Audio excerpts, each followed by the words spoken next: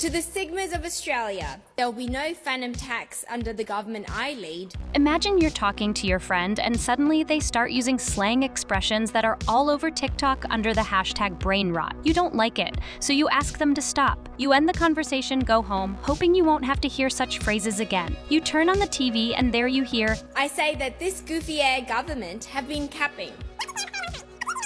There'll be no phantom tax under the government I lead. Just put the fries in the bag, little bro. They must have brain rot from watching too much Kai Cenat.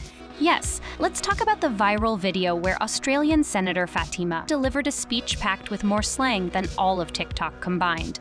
On September, Fatima Payman addressed the Sigmas of Australia during a 2-minute speech in Parliament. Her entire speech was filled with words that older generations, like our parents, probably never heard before. Instead, her speech had everything needed for Generation Z to understand her.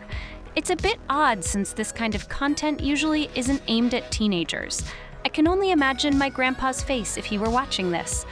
If that becomes law, you can forgo skull emoji all about watching Duke Dennis or catching a dub with the bros on Fort. Sometimes it feels like he's the CEO of Ohio. Generation Z loved the senator's speech, and it started getting shared on social media.